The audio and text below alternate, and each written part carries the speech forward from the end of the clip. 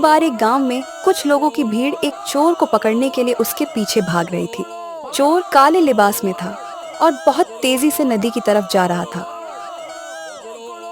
भीड़ नदी के पास पहुंची, लेकिन तभी उनका ध्यान नदी में डूब रहे एक युवक पर गया। बचाओ बचाओ बचाओ बचाओ बचाओ बचाओ कोई मुझे बचाओ बचाओ। अरे वो देखो, वो कोई नदी में डूब रहा है। चलो चलो उसे बचाते हैं, आ जाओ। एक दूसरा आदमी जल्दी से नदी में कूदकर उस युवक को बचाकर बाहर ले आता है। हाँ, अरे भैया तुम ठीक तो हो ना? हाँ भैया, आपने मेरी जान बचा ली, वरना आज तो मैं मर ही जाता। अरे बच गया भगवान, बच गया। लेकिन तुम नदी में कैसे गिरे भाई? अरे क्या बताऊं, यहाँ से एक आदमी बहुत तेजी से भागता हुआ जा रहा था। मैंने देखा कि उसके पीछे भीड़ भाग रही है, तो मुझे लगा कि वो चोर होगा। बस अब मैं उसे पकड़ता इससे पहले ही उसने मुझे नदी में धक्का मार दिया है। बताइए भला। ये बात है, इसका मतलब ससुरा चोर यहाँ से बच के निकल गया। अरे जाने दो, कोई बात नहीं। अगली बार हाथ लगाना तो उसकी खार नहीं बड़ा आया। अरे वो कभी कहाँ किसी की पकड़ में आया है? खैर चलो चलो, सब लोग अपने अपने काम से चलो। अरे चलो भाई, चलो चलो। अरे तुम भी जाओ, क्या देख रहे हो? जाओ भाई। भीड़ वहां से चली जाती है, लेकिन उनके जाते ही वो युवक हंसने लगता है।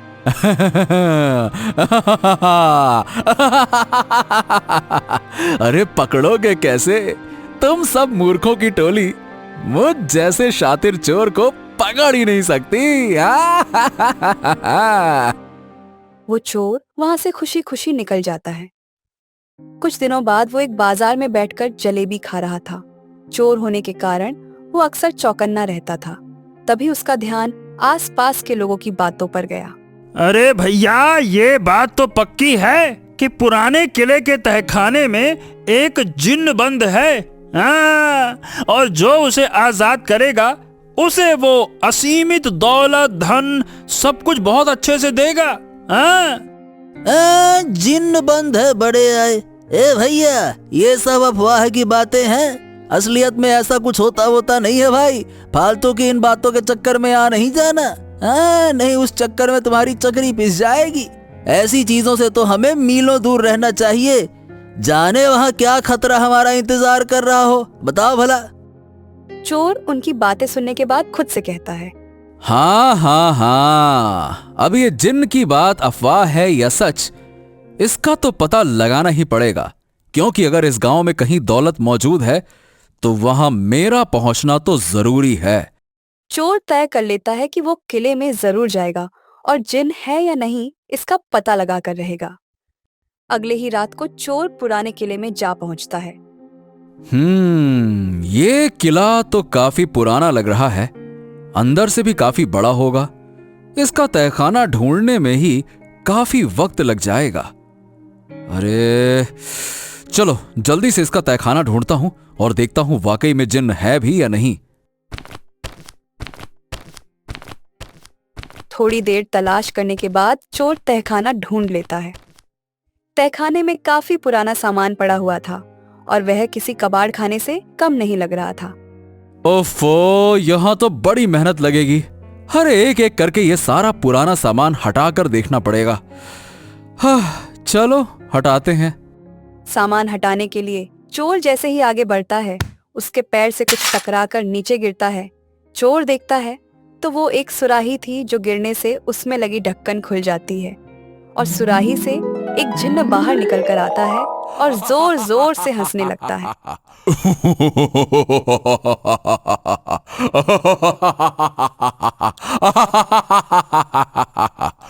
आजादी, बड़े दिनों के बाद।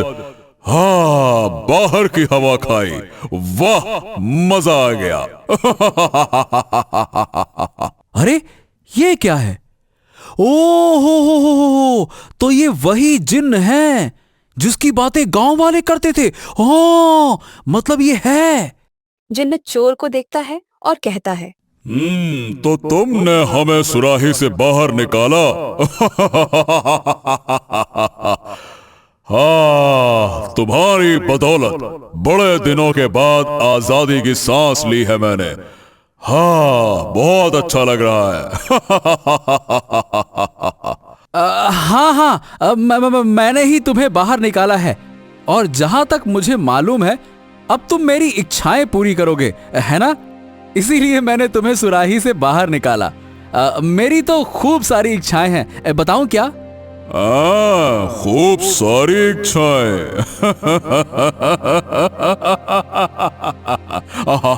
बिल्कुल बिल्कुल, बताओ, मैं तुम्हारी सारी इच्छाएं पूरी कर सकता हूँ। तुम मुझसे कुछ भी मांग सकते हो, बोलो। अरे वाह वाह वाह, ये तो बहुत बढ़िया है। हाँ, तो मेरी पहली इच्छा है कि रुको रुको रुको, इतनी भी क्या जल्दी है? इससे पहले कि तुम कुछ मांगो, मैं तुम्हें बता दूं कि मेरी भी एक शर्त है, और उस शर्त को पूरा करने के बाद ही तुम मुझसे कुछ मांग सकते हो। क्या शर्त? कैसी शर्त?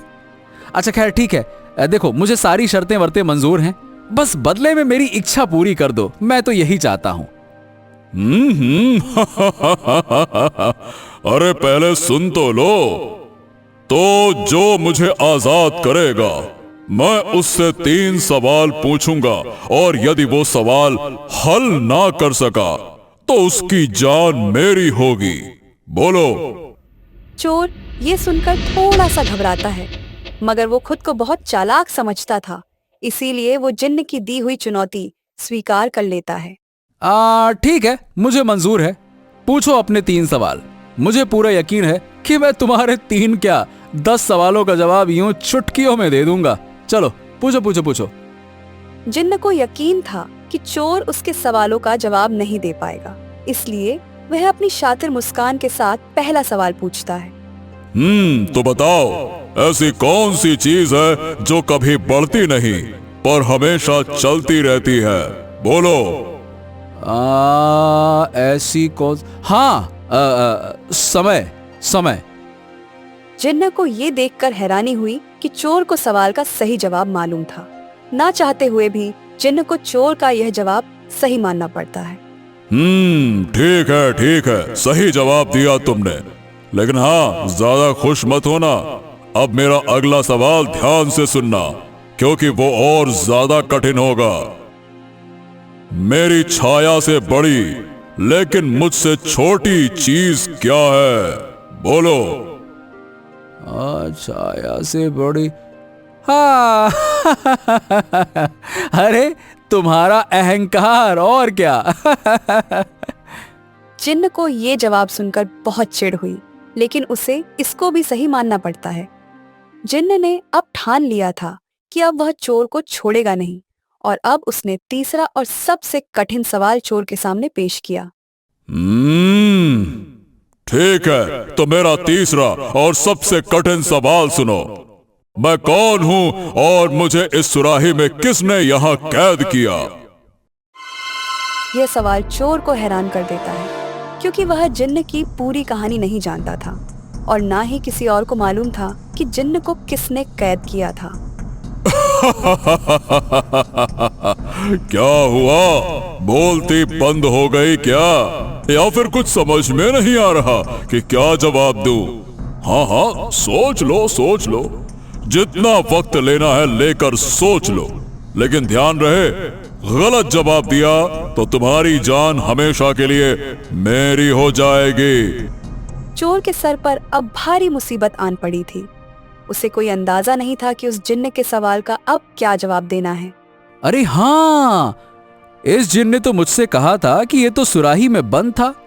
बस इसे बहकाने का तरीका मिल गया है। अब मैं इसे इसी के अहंकार के जाल में फंसाऊंगा। रुक जा बेटा, मैं बताता हूं।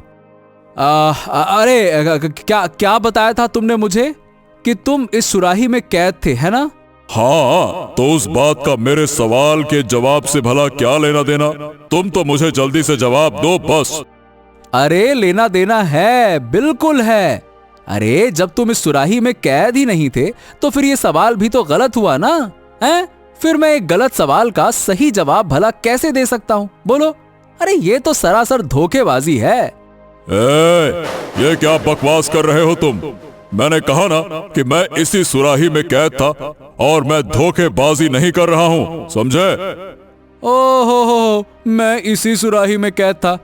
मैं नहीं मान सकता कि तुम इतने बड़े से जिन्न उस छोटी सी सुराही में भला कैसे समा सकते हो, हैं? इसी सुराही में कैद था।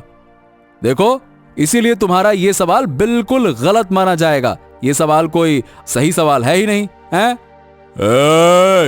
मुझे गुस्सा मत दिलाओ, मैं झूठ नहीं बोलता हूँ।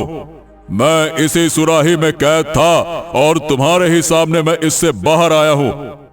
अरे अरे अरे अरे, यहां पर कितना अंधेरा है, मुझे क्या पता कि तुम कहां से बाहर आए हो सकता है कि तुम कहीं छुपे बैठे हो और मौका पाकर बाहर आ गए हो। ये मेरी आंखों का धोखा भी तो हो सकता है ना। इसीलिए मुझे तुम्हारी बात पर बिल्कुल भी यकीन नहीं है। अरे मैंने कहा ना कि मैं इसी सुराही में कैद था, और कितनी बार बोलूं, समझ में नहीं आता क्या? चोर ने भांप लिया कि यही सही मौका था जिन्न के अहंकार पे वार करने का। अच्छा, तो तुम इसी सुराही में कैद थे ना? पक्का इसी में कैद थे, बोलो? अरे क्या पक्का पक्का? हाँ ठीक है, मैं इसी में कैद था और तुम्हें अभी इसी समय इसमें वापस जाकर दिखा सकता हूँ, फिर तुम्हें यकीन करना ही पड़ेगा, समझे? जिन्न अपनी बात साबित करने के लिए झट से वापस सुराही में घुस जाता है और अंदर से एक आवाज आती है। देखा देखा, मैं अंदर आ गया, मैं पूरा का पूरा इसी सुराही में समा गया। अब तो तुम्हें मेरा यकीन करना होगा, देख लो। चोर मौका पाकर फुर्ती से सुराही का ढक्कन बंद कर देता है और जिन्न को फिर से सुराही में ही कैद कर देता है। हाँ, बिल्कुल बिल्कुल, अब मुझे पूरा यकीन है कि तुम इसी सुराही में कैद थे और अब तुम्हारे घमंड की वजह से तुम आगे भी इसी सुराही में कैद रहोगे दोस्त। अलविदा। क्या क्या क्या क्या, क्या? अरे नहीं नहीं, अरे मुझे बाहर निकालो, अरे मुझे बाहर निकालो, बाहर निकालो, अरे मुझे बाहर निकालो। अरे तुम्हारे घमंड ने तुम्हें फिर से वही कैद करवा दिया दोस्त। अब तुम वही रहो, बड़े आए तुम्हारी जान मेरी होगी। जिन्न बहुत विनती करता है, लेकिन चोर जिन्न की एक बात नहीं सुनता और सुराही को उसी तहखाने में छोड़कर वापस बाहर आ जाता है। उधर पूरे गांव में ये बात फैल जाती है कि शातिर चोर ने पुराने किले के जिन्न को किस तरह से सबक सिखाया। अरे दोस्त, तुमने सुना कैसे उस चालाक चोर ने पुराने किले के खूंखार जिन्न तक को बेवकूफ बना दिया? हाँ, अरे हाँ भाई हाँ, जिन्न के 3 सवाल उसी पर महंगे पड़ गए। मैं तो कहता हूँ कि हमें भी उस चालाक चोर से बचकर रहना चाहिए, वो काफी शातिर है। हाँ, बिल्कुल सही कहा तुमने, मगर हमें उस किले से दूर रहना चाहिए और साथ ही उस चोर से भी। गांव के सभी लोग उस चोर की चालाकी की खूब प्रशंसा करते हैं। एक छोटे से गांव में एक गरीब किसान माधव रहता था। माधव बहुत मेहनती था, लेकिन उसे बहुत गरीबी झेलनी पड़ रही थी। वो चाहे दिन रात भी पूरी मेहनत से खेतों में काम करता, लेकिन फसल उतनी होती ही नहीं थी और मुनाफा होना तो दूर की बात थी, उल्टा बारिश और बाढ़ की वजह से उसे और नुकसान हो जाता था। इस वजह से माधव की पत्नी गौरी हमेशा गुस्से में रहती थी। एक दिन सुबह सुबह जब माधव खेत जाने के लिए निकल रहा था, वो गौरी से कहता है, गौरी, कुछ खाने के लिए अभी ही बांध दो, दोपहर में तो खेत से लौटना मुश्किल होगा, आज भी बहुत काम है। क्या? यानी फिर वही सुबह से खेतों में चले जाओगे और देर रात को लौटोगे? अरे कब तक यही चलता रहेगा? मैं तुमसे कब से कह रही हूँ कि ये खेत बेचकर कुछ और काम शुरू करो, इसमें कुछ नहीं रखा, लेकिन मेरी सुनते ही कहाँ हो। अरे गौरी, तुम फिर वही बात लेकर बैठ गई। मैं ये खेत नहीं बेच सकता, ये मेरे पिताजी की आखिरी निशानी है। उन्होंने बहुत मेहनत करके इन खेतों को खरीदा था। उस समय इन खेतों में बड़ा फायदा भी होता था, मगर पता नहीं क्यों जब से वो दुनिया से गए, हमारे खेत भी सूख गए। अरे तो जब वो चले गए तो इन खेतों को क्यों रखे हो? फायदा तो भूल जाओ, जो तुम इन खेतों में लगाते हो वो भी वापस नहीं मिल पाता है। बस गौरी, मैं और कुछ नहीं सुनूंगा। मैं खेत नहीं बेच सकता बस। अब तुम मुझे कुछ खाने को दोगी भी या नहीं? नहीं, कुछ नहीं मिलेगा यहाँ खाने को, जाओ अब। इतना कहकर गौरी गुस्से से घर के भीतर चली जाती है। माधव भी निराश होकर खेतों की तरफ चल देता है। वहां पर वो कड़ी धूप में खेतों में काम करता है, लेकिन दोपहर होने तक उसे बेहद थकान लगने लगती है। आहा, बड़ी तेज धूप है। भूखे पेट अब और काम नहीं होता। लगता है मुझे घर वापस जाना ही चाहिए और गौरी से माफी मांग लेनी चाहिए। मगर फिर वो वही बातें करेंगी, मैं कैसे सुन सकता हूँ? माधव सोच में पड़ जाता है, लेकिन वो भी भूख के आगे मजबूर था। चुपचाप अपने घर की तरफ चल देता है। भूख के कारण उससे तो ये रास्ता भी नहीं कट रहा था, मगर तभी अचानक से उसे सड़क के किनारे एक जख्मी कछुआ दिखता है, जिसे कुछ शैतान बच्चे डंडा मार के तंग कर रहे थे। चलो इसे गेंद बनाकर फेंक देते हैं बिरजू। हाँ हाँ, मैं अभी इसे लात मार के उस पेड़ के पास फेंक देता हूँ। माधव उन बच्चों के पास जाकर उन्हें डांट लगाता है। अरे नहीं नहीं, चलो जाओ, भागो यहाँ से बच्चों। तुम्हें कभी भी किसी जानवर को तंग नहीं करना चाहिए। उनमें भी जान होती है और उन्हें भी दर्द महसूस होता है। माधव की बात सुनकर वो बच्चे चुपचाप वहां से भाग जाते हैं, लेकिन जब माधव कछुए की तरफ देखता है तो उसे उस पर तरस आ जाता है। हे भगवान, तुम तो बड़े दर्द में लगते हो दोस्त। कितना खून बह रहा है तुम्हारे जख्मों से, और ऐसा लगता है कि तुम्हारी आंखों में आंसू भी है। माधव को देखकर कछुआ और ज्यादा दर्द से कराहने लगता है, जैसे कि उससे मदद मांग रहा हो। माधव से भी कछुए की ये स्थिति देखी नहीं जाती और वो उसे अपनी गोद में उठा लेता है। आओ दोस्त, मैं तुम्हें अपने साथ अपने घर ले चलता हूँ। वहां तुम सुरक्षित रहोगे और मैं तुम्हें कुछ खाने को भी दूंगा। हाँ, बस अगर मेरी पत्नी ने दिया तो। आज तो उसने मुझे भी खाना देने से मना कर दिया था। माधव कछुए से बातें करने लगा। वैसे तो माधव में खुद चलने की भी जान नहीं थी, लेकिन अब वो कछुए को उठाकर घर की तरफ चल देता है। थोड़ी ही देर में वो अपने घर के बाहर पहुंच जाता है और गौरी को आवाज लगाता है। गौरी, अरे ओ गौरी, जरा बाहर तो आना। माधव की आवाज सुनकर गौरी अंदर से ही चिल्लाते हुए कहती है, क्यों आ गए ना वापस? अब जल्दी से हाथ मुंह धो लो और खाना लगा देती हूँ, खा लो। लेकिन जैसे ही गौरी घर से बाहर निकलती है और माधव के हाथ में एक जख्मी कछुआ देखती है, वो चौंक जाती है।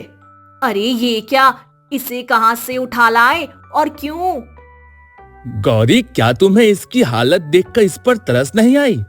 ये रास्ते में मिला था मुझे। कुछ बच्चे इसे बड़ा तंग कर रहे थे, तो मैंने सोचा मैं इसकी मदद कर दूं। इसीलिए इसे घर ले आया। मुझसे इसकी ये हालत देखी नहीं गई। अरे तुम्हारा दिमाग तो ठीक है। यहाँ घर में अपने खाने के तो लाले पड़े हैं और तुम इस कछुए को घर उठा लाए। क्या खिलाओगे इसे और इसका ध्यान कौन रखेगा? तुम कैसी बातें करती हो गौरी? तो क्या मैं इसे वहीं मरने को छोड़ देता? अरे मुझे पाप पड़ता, पाप। यह बेचारा हमारी मदद नहीं मांग सकता, पर हमें इसकी मदद करनी चाहिए। लेकिन इसका खर्च कैसे उठाओगे तुम? ये नन्हा सा कछुआ, ये कितना खा लेगा भला जो तुम परेशान हो रही हो? मैं इसका ध्यान खुद रखूंगा, ये मेरी जिम्मेदारी है। मगर जब तक ये पूरी तरह ठीक नहीं हो जाएगा, मैं इसे कहीं नहीं जाने दूंगा, बस। माधव की बात सुनकर गौरी गुस्से से पैर पटकते हुए घर के भीतर चली जाती है। लेकिन माधव एक बाल्टी में पानी लाता है और सबसे पहले कछुए को पानी से नहलाकर उसके जख्मों को साफ कर देता है। इसके बाद उसे जहाँ ज्यादा चोट लगी थी वहाँ हल्दी लगा देता है। ये हुई ना बात। अब मैं तुम्हें इस बाल्टी में डाल दूंगा ताकि तुम इसमें तैर सको। तब तक मैं तुम्हारे खाने की कुछ व्यवस्था करता हूँ। अरे उसकी व्यवस्था बाद में करना, पहले जरा आकर खुद कुछ खा लो, सुबह भी कुछ नहीं खाया। माधव कछुए को पानी में छोड़कर खाना खाने चला जाता है, लेकिन उसके दिमाग में एक ही बात चल रही थी कि वो आखिर कछुए को क्या खिलाएगा। खाना खाने के बाद माधव गौरी से कहता है, मैं जरा बाजार जा रहा हूँ गौरी, इस कछुए के लिए कुछ खाने को लेने। क्या सचमुच? अरे अब तो तुमने इसके जख्म साफ कर दिए ना। चुपचाप जाकर इसे नदी में क्यों नहीं छोड़ाते? क्यों फालतू में इस पर पैसे बर्बाद कर रहे हो? अब इसकी रखवाली मेरी जिम्मेदारी है गौरी, और तुम मुझे रोक नहीं सकती। जब तक मैं वापस ना लौटूं इसका ध्यान रखना। देखना कोई शरारती बच्चा आकर इसे तंग ना करे। इतना बोल माधव चला जाता है और गौरी गुस्से में बैठकर कछुए को देखने लगती है। इनको तो एकदम अकल नहीं है, कुछ भी करते रहते हैं। एक काम करती हूँ, मैं ही इस कछुए को कहीं दूर छोड़ाती हूँ, फिर पूछेंगे तो कह दूंगी कि अपने आप ही चला गया। गौरी इतना सोचकर कछुए को उठा लेती है और घर से बहुत दूर छोड़ आती है। अच्छा हुआ बला टली, बिना मतलब की मुसीबत था वो कछुआ। कुछ देर बाद जब वो घर वापस जाती है और जैसे ही गौरी घर पहुंचती है, वहां का नजारा देख उसके होश ही उड़ जाते हैं। कछुआ उसके घर के आंगन में ही बैठा था। ये कैसे हो सकता है? इसे तो मैं दूर छोड़ आई थी, फिर ये अपने आप वापस कैसे आ गया और इसे घर का रास्ता कैसे मिला? गौरी खुद से सवाल कर ही रही थी कि तभी माधव बाजार से कुछ फल और सब्जियां लेकर आता है। ये लो मेरे प्यारे दोस्त, मैं तुम्हारे लिए पौष्टिक खाना लेकर आया हूँ। इसे खाकर तुम जल्दी ही ठीक हो जाओगे। गौरी ने माधव से कुछ भी नहीं बताया। कछुआ खाना देखकर बहुत खुश हो जाता है और बड़े प्यार से उसे खाने लगता है, लेकिन गौरी अभी भी गुस्से में थी। ये इतनी महंगी सब्जियां और फल लाने में तो तुम्हारा सारा पैसा खर्च हो गया होगा ना? हाँ गौरी, मेरे पास जो पैसे थे सब खर्च हो गए, मगर तुम फिक्र मत करो, कल फसल काटने का दिन है, उसके बाद उसे बेचकर मुझे कुछ पैसे तो मिल ही जाएंगे। अरे मैं जानती हूँ हमें कितने पैसे मिलेंगे। आधे से ज्यादा पैसे तो कर्ज चुकाने में निकल जाएंगे। जो भी बचेंगे उनसे हमें घर खर्च चलाना पड़ेगा। हाथ में कुछ भी नहीं बचेगा, और उसमें तुम इस तरह से इस कछुए पे पैसे उड़ाओगे तब तो हमें भूखा ही मरना पड़ेगा ना। ऐसी बातें मत करो गौरी, सब अच्छा ही होगा। हमें उम्मीद नहीं हारनी चाहिए। गौरी गुस्से में घर के अंदर चली जाती है और वो माधव से बात करना बंद कर देती है। गौरी की भी गलती नहीं थी, इतनी गरीबी में वो कैसे घर चला रही थी ये वही जानती थी। माधव भी इस बात से दुखी था, लेकिन वो कछुए का ध्यान रखने में कोई कसर नहीं छोड़ रहा था। रात में भी वो कछुए को खाना खिलाकर ही सोने जाता है और अगले दिन सुबह सुबह वो कछुए के जख्म साफ करके खेतों में निकल जाता है। इस बार भी कितनी कम बारिश हुई है, इस हिसाब से तो हमें बड़ा नुकसान हो जाएगा। मैं गौरी को क्या कहूँगा, उसका गुस्सा तो मेरी जान ही ले लेगा। ये सब सोचते सोचते माधव चलते जा रहा था, लेकिन जैसे ही माधव खेत में पहुंचता है, वो देखता है कि उसकी फसल रोज के मुकाबले आज ज्यादा अच्छी दिख रही थी। अपनी फसल को देखकर माधव को बड़ी खुशी होती है। अरे वाह, ये क्या चमत्कार है। कल तक तो कम पानी मिलने की वजह से यह फसल एकदम सूखी हुई निर्जीव सी लग रही थी, और आज ये कैसे हवा में लहलहा रही है। लगता है इस बार फसल कटने के बाद अच्छे दामों में बिकेगी। माधव के अंदर अपनी फसल को देखकर एक उम्मीद की किरण जाग जाती है। वो दिल लगाकर पूरे दिन खेतों में मेहनत करता है और फसल काटता है। रात में जब थका हारा वो घर पहुंचता है तो गौरी को बुलाते हुए कहता है, गौरी, अरे ओ गौरी, गौरी जरा सुनना तो। क्या हुआ? चिल्ला क्यों रहे हो? गौरी, आज खेत में फसल बड़ी अच्छी लग रही थी। लगता है इस बार वो बाजार में अच्छे दामों में बिकेगी। हो सकता है कि हमें दुगना फायदा हो। ये सुनकर गौरी भी खुश हो जाती है, लेकिन तभी माधव को अपने प्यारे कछुए का ध्यान आता है। अरे गौरी, क्या तुमने कछुए को दोपहर में खाना नहीं खिलाया था? क्या नहीं? मैं काम में इतना व्यस्त थी कि भूल ही गई। और वैसे भी तुम उसे सुबह खिलाकर तो गए थे ना। ये क्या गौरी, तुम ऐसा कैसे कर सकती हो? अरे वो घायल है, उसे ज्यादा से ज्यादा पौष्टिक आहार की जरूरत है। लाओ पहले मैं उसे खिलाऊंगा, उसके बाद ही मैं खाऊंगा। इसके बाद माधव बड़े प्यार से कछुए को खाना खिलाता है। कछुआ भी इसे देखकर बड़ा प्रसन्न होता है। उन दोनों में ऐसा साथ देखकर गौरी का भी गुस्सा थोड़ा शांत हो जाता है। अगले हफ्ते जब माधव खेतों की फसल बाजार में बेचने जाता है तो वाकई में वो दुगने दामों में बिकती है और उसे बहुत फायदा होता है। इस बात से खुश होकर माधव गौरी के लिए मिठाई और कछुए के लिए चारा लेकर घर पहुंचता है। गौरी, सुनो गौरी, खुशखबरी है। हमारी फसल इस बार दुगने दामों में बिकी है और मैं इस पैसे का सही इस्तेमाल करूंगा। मैं इससे एक गाय खरीदूंगा और फिर हम दूध बेचना शुरू करेंगे। इससे जरूर हमें बहुत फायदा होगा। अरे वाह, ये तो बड़ा ही अच्छा ख्याल है।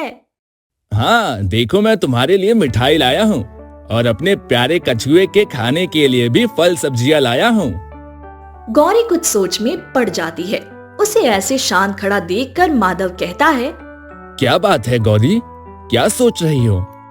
ना जाने मुझे ऐसा क्यों लग रहा है कि ये कछुआ जब से हमारे घर में आया है तब से हमारे घर में खुशियाँ आ गई हैं। तुमने बिल्कुल सही कहा गौरी, मुझे भी ऐसा ही लगता है। सब कुछ धीरे धीरे बेहतर होता जा रहा है। हो ना हो, पर तुमने इस बेजुबान कछुए की मदद की ना, इसलिए ऊपर वाले ने हमारी मदद की है। हाँ, जो भी हो, ये तो ऊपर वाला ही जानता होगा। खैर, तुम जाकर उसे खाना खिला दो। हाँ, मैं अभी जाकर उसे खिला देती हूँ। गौरी जब कछुए को खाना खिलाती है तो उसे बहुत खुशी मिलती है। उसका अभी तक का व्यवहार इसलिए ऐसा था क्योंकि घर की आर्थिक स्थिति से वो बहुत दुखी रहती थी।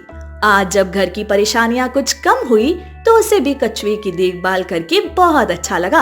अब गौरी और माधव दोनों मिलकर कछुए का ध्यान रखने लगे थे। कछुआ भी धीरे धीरे ठीक होने लगा था। एक दिन माधव गौरी से कहता है, गौरी, अब इस कछुए को हमें वापस नदी में छोड़ना होगा। ये अब ठीक हो गया है। क्या? मगर क्यों? मुझे इसे नहीं बेचना है। अब इसके बिना घर सूना हो जाएगा माधव। अच्छा, मगर एक वो दिन था जब तुम इसे घर में रखना ही नहीं चाहती थी। बेकार की बातें मत करो। तब हालात कुछ और थे, लेकिन अब तो मैं कह रही हूँ ना, इसे मत ले जाओ। नहीं गौरी, हम ऐसा नहीं कर सकते हैं। नदी तालाब इसका घर है और हम इसे इसके घर से दूर नहीं रख सकते हैं। संसार में हर प्राणी अपने निर्धारित जगह पर ही खुश रह सकता है। अब ये स्वस्थ है, इसीलिए इसे वापस भेजना होगा। माधव की बात सुनकर गौरी बहुत दुखी हो जाती है, लेकिन वो समझ रही थी कि माधव की बात ठीक है, इसलिए दुखी मन से गौरी कछुए को अलविदा कहती है। माधव उसे वहीं ले जाता है जहां पहली बार वो कछुए से मिला था। दोस्त, तुमसे मिलकर मुझे बहुत अच्छा लगा। मैं उम्मीद करता हूँ कि हम फिर मिलेंगे। तब तक तुम अपना ध्यान रखना। इतना कहकर माधव कछुए को जमीन पर उतार देता है। कछुआ नदी की तरफ बढ़ने लगता है और माधव वही खड़ा उसे देख रहा था। कुछ दूर जाने के बाद कछुआ वापस मुड़कर देखता है। उसके चेहरे की चमक से ऐसा लग रहा था कि जैसे वो मुस्कुराकर माधव को शुक्रिया और अलविदा कह रहा हो। माधव ने भी हंसकर कछुए को अलविदा किया। देखते ही देखते कछुआ नदी में कहीं गायब हो गया। उस दिन के बाद से माधव के घर में कभी भी परेशानी नहीं आई।